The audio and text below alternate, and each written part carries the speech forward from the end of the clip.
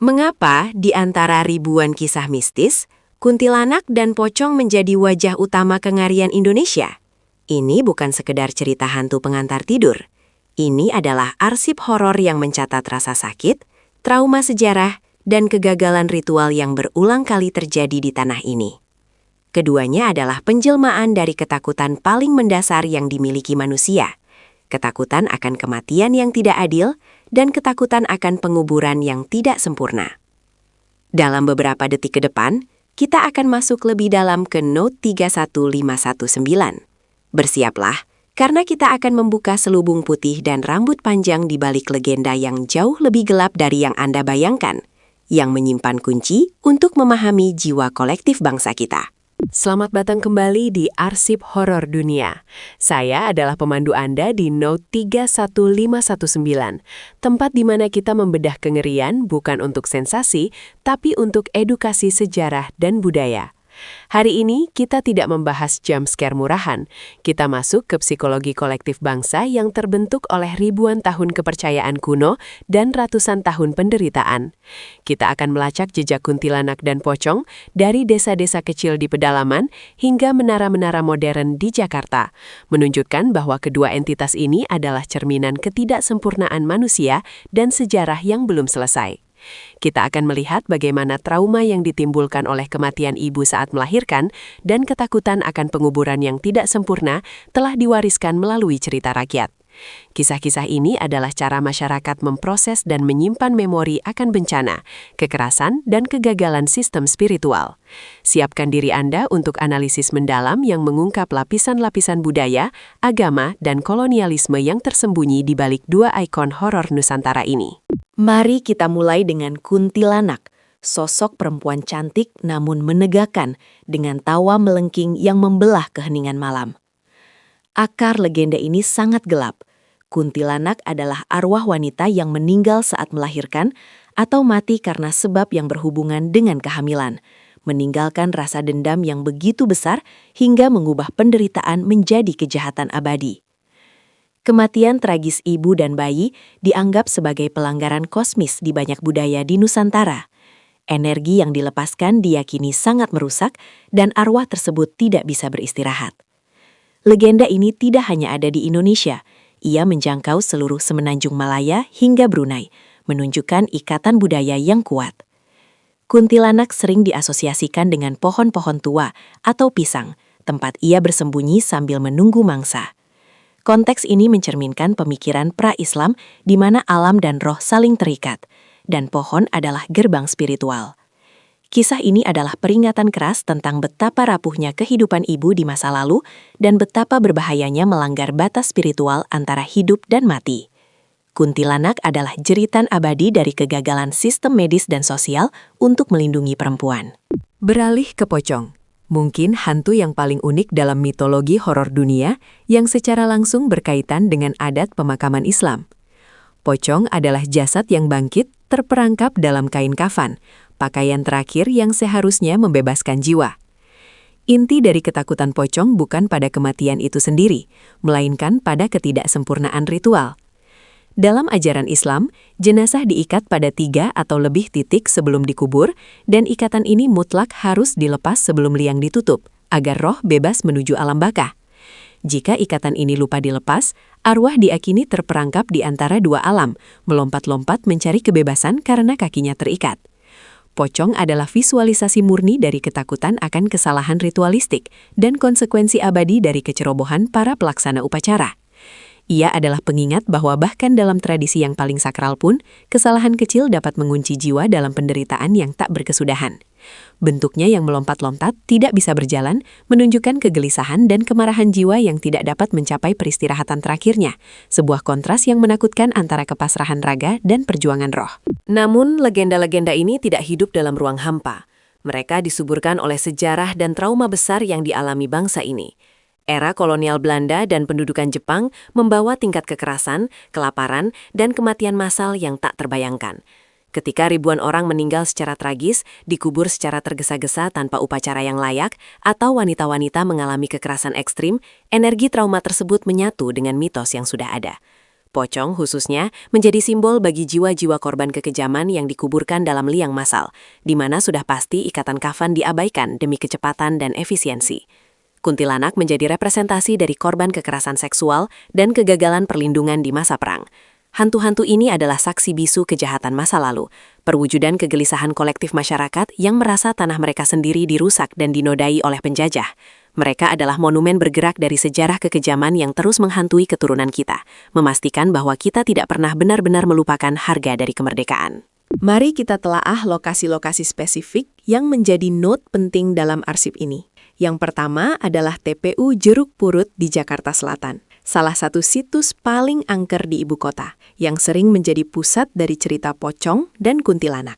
Namun, fokus utama di sini adalah legenda pastor tanpa kepala yang bergentayangan membawa kepalanya sendiri di bawah ketiak. Kisah pastor tanpa kepala adalah percampuran sempurna antara narasi kolonial, mungkin seorang misionaris atau pejabat Belanda yang dieksekusi, dan ketakutan lokal akan kekacauan. Jeruk Purut adalah pemakaman besar yang mencerminkan hiruk-pikuk dan kematian kota metropolitan. Cerita ini bukan hanya tentang kengerian visual, ia berbicara tentang hilangnya identitas atau kepala yang mengatur tatanan. Ini mungkin sebuah metafora tentang kekacauan sosial dan hilangnya otoritas di masa transisi. Ketakutan akan jeruk purut menunjukkan bahwa ruang publik pun, jika merupakan tempat peristirahatan terakhir, dapat menjadi ruang ketakutan yang mendalam, di mana batas antara yang hidup dan yang mati sangat tipis di tengah modernitas kota yang tak pernah tidur. Pindah ke Jawa Tengah, kita menghadapi monumen horor yang berbeda, Lawang Sewu di Semarang. Dikenal sebagai bangunan dengan 1000 pintu, bekas markas kereta api kolonial Belanda, bangunan ini adalah simbol keagungan yang runtuh dan trauma yang mendalam. Arsitekturnya yang megah, dirancang untuk menunjukkan dominasi Eropa, kini hanya berfungsi sebagai kulit luar bagi cerita-cerita penderitaan tak terperi. Lawang Sewu berubah total saat diduduki Jepang. Ruang-ruang kantor yang tadinya megah beralih fungsi menjadi penjara dan ruang penyiksaan massal. Peralihan fungsi yang cepat dari pusat administrasi menjadi pusat kekejaman adalah kunci mengapa Lawang Sewu menjadi sangat berhantu. Energi positif dari pembangunan kolonial digantikan oleh kebencian, ketakutan, dan rasa sakit dari ribuan tahanan yang menderita dan mati di ruang bawah tanah yang lembab dan gelap. Bangunan ini menyimpan memori kolektif akan kekejaman, menjadikannya bukan hanya tempat angker, tetapi juga museum tak resmi dari rasa sakit masa lalu Indonesia, yang terus memancarkan aura kegelapan meskipun telah direnovasi. Kisah-kisah horor di Lawang Sewu sangat berlapis, mencerminkan kompleksitas sejarahnya. Tidak hanya arwah pribumi yang menjadi korban pendudukan Jepang yang bergentayangan, tetapi juga hantu-hantu dari masa kolonial Belanda, menciptakan kontras spiritual yang unik. Penjajah dan yang terjajah kini berbagi penderitaan pasca kematian. Banyak kesaksian menyebutkan penampakan pocong di koridor-koridor panjang, mengingatkan kita pada eksekusi massal dan penguburan yang tidak layak yang dilakukan secara tergesa-gesa oleh tentara Jepang. Kuntilanak juga sering terlihat di sumur-sumur tua dan ruang bawah tanah yang digunakan sebagai tempat penyiksaan dan pembuangan jenazah. Lawang Sewu adalah studi kasus tentang bagaimana kekerasan fisik secara permanen dapat merusak atmosfer suatu tempat, mengubahnya menjadi magnet bagi entitas-entitas spiritual yang terperangkap dalam siklus dendam dan penderitaan. Energi kekejaman kolektif ini menghasilkan jenis hantu yang sangat kuat, yang memaksa kita mengingat sejarah kelam yang coba dilupakan oleh beton dan cat baru. Hantu-hantu di sana adalah penjaga ingatan. Untuk benar-benar memahami horor Indonesia, kita harus mengakui persimpangan antara kepercayaan lama dan baru. Masyarakat Nusantara sangat erat dengan animisme, keyakinan bahwa roh menghuni alam, pohon, dan air, jauh sebelum masuknya Islam. Kuntilanak yang sering muncul di pohon besar adalah manifestasi jelas dari roh alam yang mengambil bentuk manusia yang menderita. Disinilah kepercayaan kuno bertemu dengan ritual agama. Ketika Islam datang, ia membawa aturan penguburan yang ketat, seperti kain kafan dan pelepasan ikatan wajib. Pocong lahir dari perpaduan ini. Ia adalah jiwa terperangkap dalam ritual Islam yang gagal, tetapi dengan kekuatan spiritual dari kepercayaan animistik yang menyebabkannya dapat bergentayangan dan berinteraksi dengan dunia fisik. Pocong adalah bentuk modern dari roh gentayangan yang dikunci oleh kesalahan ritual. Perpaduan ini menghasilkan hantu yang sangat relevan, di mana ketakutan terhadap kekuatan alam bertemu dengan ketakutan akan kegagalan dalam menjalankan perintah Tuhan, menciptakan lapisan kengerian yang unik dan khas Indonesia. Mengapa cerita-cerita ini tidak pudar di era digital? Karena kuntilanak dan pocong adalah mekanisme penanggulangan sosial yang efektif. Mereka menyediakan kerangka kerja untuk menjelaskan peristiwa yang tidak dapat dijelaskan, kematian mendadak, penyakit misterius, atau bahkan kemalangan yang tak terduga. Dalam masyarakat yang bergerak pesat menuju modernisasi dan melupakan akar tradisi, legenda ini berfungsi sebagai jangkar emosional, mengingatkan kita pada masa lalu yang penuh resiko dan bahaya spiritual. Mereka juga menjadi alat kontrol sosial yang halus, menekankan pentingnya ritual yang benar, seperti yang disimbolkan oleh pocong, dan pentingnya menghormati kehidupan wanita, yang diwakili oleh kuntilanak. Media modern, terutama film horor, telah mengabadikan citra mereka, memastikan bahwa setiap generasi baru mewarisi ketakutan ini, meskipun dalam format yang lebih sinematik. Horor Indonesia adalah cermin budaya yang menunjukkan bahwa meskipun kita membangun gedung pencakar langit, kita masih takut pada roh yang terperangkap di kain kafan atau tawa melengking dari hutan tua di pinggiran kota. Mereka adalah pengingat bahwa masa lalu tidak pernah benar-benar mati. Kita telah menjelajahi Note 31519 dan membedah akar spiritual, kultural, dan historis kuntilanak dan pocong. Kita bisa menyimpulkan bahwa keduanya adalah entitas yang kompleks, jauh melampaui sekedar cerita seram biasa.